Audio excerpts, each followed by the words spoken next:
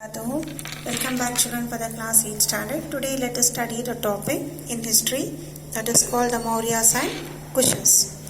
So in Indian history, the one of the important dynasty that is called the Mauryan dynasty, we are going to study about the Mauryas. India's first emperor was called the Mauryan Empire. This was ruled from Magadha. Magadha, who are the kings to rule this? The kings like Chandragupta Maurya, Bindusara and Ashoka. These are the important kings to rule this Mauryan dynasty. So now let us see about this Mauryans. The Mauryans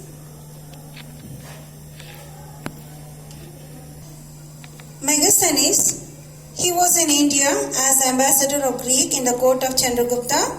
He has recorded his experience at Pataliputra, the capital city of Mauryan Empire, and he wrote a book. The book is called Indica. What this book consists?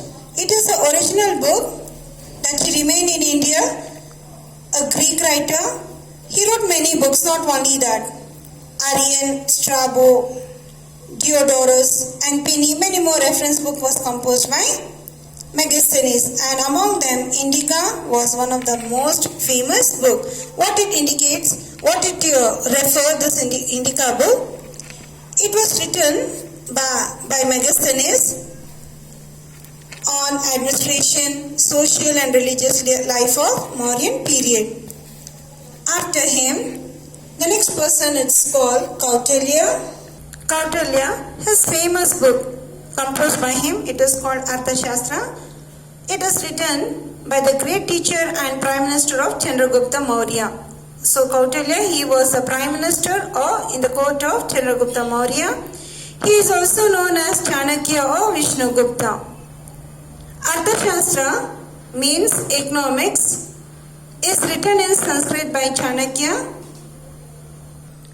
Arthashastra means economics, is written in Sanskrit by Chanakya, and what this consists?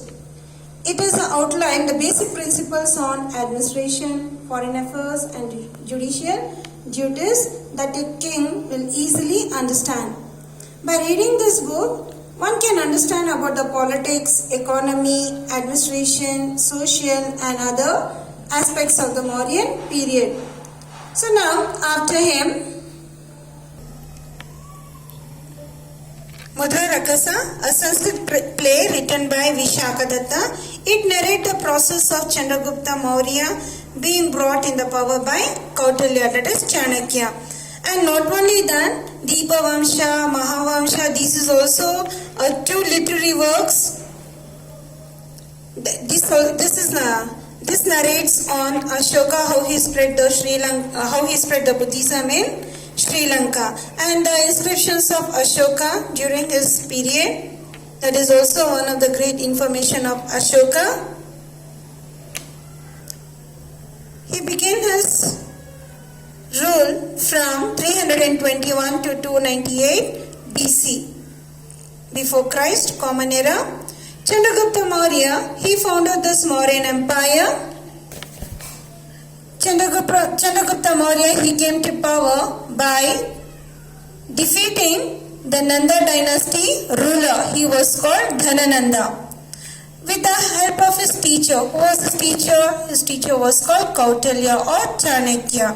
He took each and every guidance from his teacher. So he was an achiever to defeat Dhanananda from Nanda dynasty. So at the age of 25 years, he came to power to rule this Mauryan dynasty. The northwest of India, that was ruled by Chandragupta Maurya, that was represented by Alexander Seleucus Nicator till Punjab. In the year 305, Chandragupta Maurya, he declared a war against Alexander, and a battle took place between these two groups here, and here they had to undergo an agreement. According to that agreement, India was ruled by the representative of Alexander and Seleucus Nicator till Punjab. So both Chandragupta Maurya and Alexander Seleucus Nicator, they had to undergo an agreement, and here Seleucus, he handed over his 4 territories that include Afghanistan, Balochistan, that he handed over to Chandragupta Maurya, and later Chandragupta Maurya, he got married to Seleucus' daughter. And the Magadha Empire was established, that is to the northwest part of India. And as per the Jain tradition, it is said that Chandragupta Maurya, he handed over his dynasty to his son. He is called Bindusara. His son Bindusara, after him he took an opportunity to rule this Mauryan dynasty. And this Chandragupta, it is said that he traveled to Shravana Bedagola in Karnataka and he followed the teachings of Jainism with Jain sages in Bhadrabahu and other places. After Chandragupta Maurya, now let us see another great emperor. He is called Emperor Ashoka. He is a most popular emperor of India in the Mauryan dynasty. He was a son of Bindusara. He was the governor of Ujjain and Takshashila. After his father's rule, he came to power. But here, after his father's death, Bindusara, it is said that Ashoka has to kill his 99 brothers to assume the power, that is of the throne, as per the Buddhist tradition. And there was a war, internal war among his own brothers for 4 years, and it is assumed that he ascended the throne in the year 269 BCE, and he waged a war against Kalinga. He waged a war against Kalinga 8 years later. This was one of the war waged by him to become a king to rule the Mauryan dynasty. Now let us see about this Kalinga war. Kalinga war, Ashoka, he declared a war on the Kalingas who refused to accept the rule of Mauryan Empire in the year 261 BCE. 13th rock inscription of Ashoka that provide the information about this Kalinga war, how it took place here. In this Kalinga war, 8 years he struggled for this battle, that he wanted to rule this Mauryan dynasty. In this battle, 150,000 prisoners were taken and 1 lakh people died and many more became refugees. Though Kalinga was won by Ashoka, but he was disturbed by the deaths and the pain of the battle. After winning the battle also, he was not so happy. And then he decided not to wage a war or any battle. And he considered the victory of religion is better than the victory in the battlefield. He made up a mind that, yes, I should not have any battle unwantedly. So many lives I have taken.